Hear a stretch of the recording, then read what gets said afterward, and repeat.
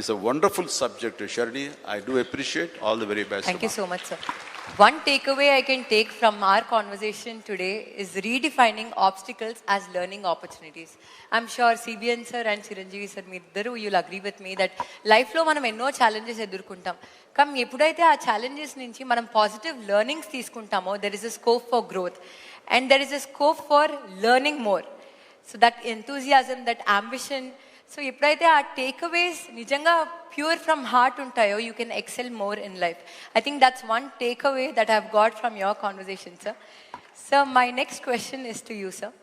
So మనకు జనరల్గా పొద్దున్న లేచినప్పటి నుంచి నైట్ పడుకునే లోపల we have so many thoughts, positive and negative. కానీ one thought is enough to generate one task. So one thought నుంచి ఒక యాక్టివిటీ అన్నా టాస్క్ అన్నా ఉంటుంది. ఆ one activity are task if you follow it for 21 days it becomes a habit and that is called habit formation. So I want to know from you, do you have any thoughts that have transformed into habits, and if you do, how is it useful in your life? ఇక్కడ మనమందరం కూడా తెలిసి కానీ తెలియకుండా కానీ కొన్ని leadership qualities buildup చేసుకుంటాం. ఇప్పుడే చిరంజీవి గారు చెప్పారు, ఆయన లైఫ్లో ఒక యాంబిషన్, అది ఒక సంకల్పం. ఆ సంకల్పమే నేను నటుడు కావాలి అనే సంకల్పం ఆయన మైండ్లో పడింది. అక్కడి నుంచి ఆయన జీవితంలో ఒక పాజిటివ్ మైండ్ సెట్ డెవలప్ చేసుకున్నాడు. ఎన్ని సవాళ్ళు వచ్చినా ఆయన గోల్ ఈ సెట్, ఆ గోల్ రీచ్ అయ్యే వరకు నిరంతరం పనిచేశాడు. ఒక మాటలో చెప్పాలంటే ఎన్టీ రామారావు గారు ఉన్నంత వరకు ఈయన ఒక స్థాయిలోకి వచ్చారు. ఎప్పుడైతే సినిమాలో నుంచి ఆయన రాజకీయాల్లోకి వచ్చారో ఈయన అక్కడి నుంచి ఆకాశం ఎత్తి ఎదిగే పరిస్థితికి వచ్చారు. అంటే దానికి కారణం ఏంటంటే ఒక మహానటుడు ఉన్నాడు, అప్పుడే నటుడుగా ఉన్నాడు. ఎన్టీ రామారావు గారు లేనప్పుడు చిరంజీవి గారి ఎవరి హీరోగా మహానటుడుగా తయారయ్యారంటే అది ఒక అవకాశం. ఇప్పుడు నేను కూడా ఉన్నాను. నేను రాజకీయ నాయకుడు కావాలనుకున్నాను. నేను యూనివర్సిటీ చదువుకుంటున్నాను. చదువుకున్నప్పుడు చాలా ఆలోచనలు వచ్చాయి, ఏం చేయాలి అనుకుని. చాలామంది నాకు సజెస్ట్ చేశారు, బాగా చదివితే ఐఏఎస్ అవుతామని. నేను అనుకున్నాను ఐఏఎస్ అయితే 10 మందిలో నేను ఒకడిని చెప్పి. మా వైస్ ఛాన్సలర్ పిలిచి లెక్చర్ పోస్ట్ ఇస్తాను, జాయిన్ అవుతారా అన్నాడు. I said no. ఏంటి కారణం అన్నా, నేను ఎమ్మెల్యేగా పోటీ చేస్తున్నాను, ఎమ్మెల్యేగా అవుతాను, తర్వాత వచ్చి మిమ్మల్ని కలుస్తానన్న. అంత నమ్మకం ఉందా అన్నాడు. తప్పకుండా గెలుస్తానని చెప్పి వెళ్ళాను. అంటే ఒక నమ్మకం, ఒక సంకల్పం. నేను ఎమ్మెల్యే అయ్యాను ఫస్ట్ టైం. నేను మంత్రి కావాలనుకున్నాను. మంత్రి కావాలనుకుంటే చెన్నారెడ్డి గారు మాకు ముఖ్యమంత్రి. అప్పుడు చెన్నారెడ్డి తిరిగిపోయి నాకు మంత్రి పదవి ఇవ్వమని మా వాళ్ళందరూ అడిగారు. నన్ను చూసి పైకి కిందికి చూశాడు. ఎందుకంటే చెన్నారెడ్డి గారు ఎప్పుడు కూడా చాలా స్ట్రాంగ్గా ఉండేవాడు. పైకి కిందికి చూసి, నిన్నటి వరకు యూనివర్సిటీలో ఉన్న స్టూడెంట్గా ఇప్పుడే గెలిచి వచ్చావు, అప్పుడే నువ్వు మంత్రి అయిపోవాలనుకుంటున్నావు, ఇది ఎక్కడ న్యాయం అని చెప్పి కొంచెం ఇచ్చేసాడు. నేను అన్నా, నాకు మెరిట్ ఉంటే ఇవ్వండి, నేను ఎంఏ చదువుకున్నాను, పిహెచ్డి కూడా చేస్తూ వచ్చారు ఇక్కడికి, మెరిట్ ఉంటే ఇవ్వండి అని చెప్పేసి ఛాలెంజ్ చేసి వచ్చాను. 2 yearsలో మంత్రి అయ్యాను. ఎందుకు నేను ఇవన్నీ చెప్తుందంటే, ఒక స్టెప్ మనం వేస్తే ఇంకొక స్టెప్ కలిసి వస్తుంది. ఒక పాజిటివ్ థింకింగ్, ఛాలెంజెస్ తీసుకుంటా ముందుకు పోతే ఇంకోటి కలిసి వస్తుంది. నేను మంత్రి అయ్యాను, సినిమా ఇండస్ట్రీ మంత్రి అయ్యాను. అప్పట్లో అంజయ్ గారికి పెద్ద క్యాబినెట్, మా జంబో క్యాబినెట్, 60 మంది 62 మంది క్యాబినెట్లో ఉన్నాం. అప్పుడు అన్ని పోర్ట్ఫోలియో రాసి నాకు ఒక పోర్ట్ఫోలియో రాశాడు. ఆ portfolio archives, archaeology, cinematography, film industry, libraries. దేనికి కూడా జిల్లాలో ఆఫీసర్లు ఉండరు. నేను ఈ పోర్ట్ఫోలియో లాభం లేదనుకుంటే నేను రాణించేవాడిని కాదు. నేను దాన్ని సవాలుగా తీసుకొని పనిచేస్తూ వచ్చాను. అప్పుడు మా సినిమా వాళ్ళందరూ కూడా వచ్చేవాళ్ళు. అప్పుడు ఎన్టీ రామారావు గారిని కలవాలని మా జయకృష్ణ గారికి చెప్తే ఎన్టీ రామారావు గారు కలిశారు. ఎన్టీ రామారావు గారిని కలిసిన తర్వాత నా మ్యారేజ్ ప్రపోజల్స్ ఆయనే పంపించాడు. అంటే ఒక్కొక్కసారి అందుకే నేను చెప్పాను చిరంజీవి గారికి కానీ మాకు కానీ, చిరంజీవి గారు ఒక సాధారణ కుటుంబంలో వచ్చారు. సినిమా అంటే తెలియదు ఆయనకు అప్పటికి, సినిమాలో ఎవరు లేరు. కానీ సంకల్పం అనేది చాలా, ఈయనకే కాకుండా ఎన్టీఆర్ కూడా అంతే.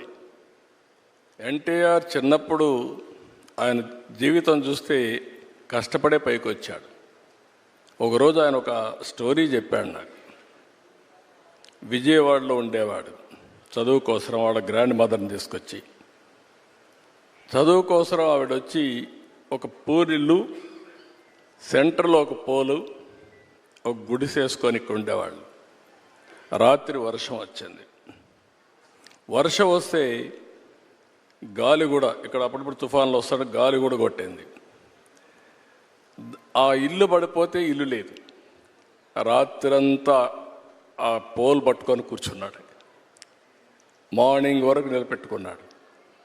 అంటే ఒక మనిషి యొక్క దృఢ సంకల్పం ఏ విధంగా పనిచేస్తుందో వారి జీవితమే ఒక ఉదాహరణ.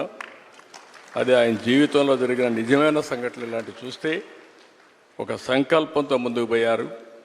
అందుకే ఇప్పుడు కాదు, రేపు కాదు, ఎప్పటికైనా సరే చిరంజీవి గారికి ఉండే పేరు చిరంజీవి గారికి ఉంది. పౌరాణిక పిక్చర్లో మళ్ళీ ఎవరన్నా రాణించాలంటే ఎన్టీఆరే పుట్టి మళ్ళా నటిస్తే తప్ప వేరే వాళ్ళకి సాధ్యం కాదు. రాజకీయాల్లో కూడా ఆయన ఉండింది చాలా తక్కువ సమయం, 12 సంవత్సరాలు. ఒక చరిత్ర సృష్టించారు. అంటే ఆ సంకల్పం అనేది అలాంటి సంకల్పం. అందుకని మీరు చెప్పినప్పుడు అందరికి కూడా ఒకటే నేను విజ్ఞప్తి చేస్తున్నా, పాజిటివ్ థింకింగ్ ఈజ్ ఇంపార్టెంట్. ప్రతి ఒక్క వ్యక్తికి ఛాలెంజెస్ రాకుండా ఉండవు, లైఫ్లో క్రైసిస్ రాకుండా ఉండవు. నాకైతే నా జీవితంలో దేశంలో ఏ రాజకీయ నాయకుడు ఫేస్ చేయలేని క్రైసిస్ ఫేస్ చేశా. ప్రతి ఒక్క సంక్షోభాన్ని ఒక అవకాశంగా తీసుకున్నా, అక్కడి నుంచి ఇంకా పైకి లేసి వచ్చాను తప్ప ఎక్కడా ధైర్యపడలేదు. అలాంటి చేయగలిగితే ఆకాశమే హద్దుగా ఎదిగే పరిస్థితి వస్తుంది. ఒక మహాత్మా గాంధీ, ఒక సాధారణ కుటుంబం, ఒక అంబేద్కర్ గారు, ఒక మామూలు కుటుంబం. ఇప్పుడు మనమైనా బెటర్. అంబేద్కర్ గారిని చూస్తే అంటరానితనం, చాలా అవమానాలు అన్ని భరించి కడాన జీవితంలో మీరు చూస్తే ఒక రాజ్యాంగాన్ని రాసి చిరస్థాయిగా భావితరాలకు ఆదర్శంగా ఉండిపోయే పరిస్థితికి వచ్చారంటే అది ఆయన యొక్క మైండ్ సెట్, ఆయన అవలంబించిన విధానం. ఇలాంటి చెప్పుకుంటూ పోతే అబ్దుల్ కలాంను మొన్నే చూసాం. ఒక ఆర్డినరీ పర్సన్, ఒక ఎక్స్ట్రాడినరీ మైండ్ సెట్తో ముందుకు పోయాడు. దేశం మెచ్చే అధ్యక్షుడయ్యే పరిస్థితికి వచ్చాడు. I'm very happy. ఛాలెంజెస్ వస్తూ ఉంటాయి. ఇక్కడ కూడా నారాయణ ఇన్స్టిట్యూట్ చూస్తున్నాను. ఎవ్రీ ఛాలెంజ్ని ఒక ఆపర్చునిటీగా కన్వర్ట్ చేసుకుంటున్నారు. And you are growing further and further. I'm very happy for that. Thank you so much, sir. Your life has always been an inspiration and there's so much to take away. So one last question, sir. మీరు ఈరోజు సెక్రటేరియట్లో you have conducted a orientation session for all your officers on AI and machine learning. So మీ దగ్గర చాలా మంది officers పనిచేస్తూ ఉంటారు. So how do you make sure you shift their mindset and what are the measures that you take? Only advantage ఏంటంటే ఇప్పుడు మీ నారాయణ ఇన్స్టిట్యూట్లో మీ faculty members అందరినీ మీరు సెలెక్ట్ చేసుకోగలుగుతారు, కావాలంటే రీప్లేస్ చేయగలుగుతారు. నేను గవర్నమెంట్లో వాళ్ళందరినీ మార్చలేను కానీ ప్లేస్ మార్చగలుగుతాను అట్ బెస్ట్. అంటే ఈ కుర్చీ నుంచి ఇంకో కుర్చీ, ఇంకో కుర్చీ నుంచి ఇంకో కుర్చీ. But same officers. 95లో నేను సీఎం అయ్యాను. 95లో సీఎం అయితే నేను కూడా ఆర్డినరీ కుటుంబంలో వచ్చాను.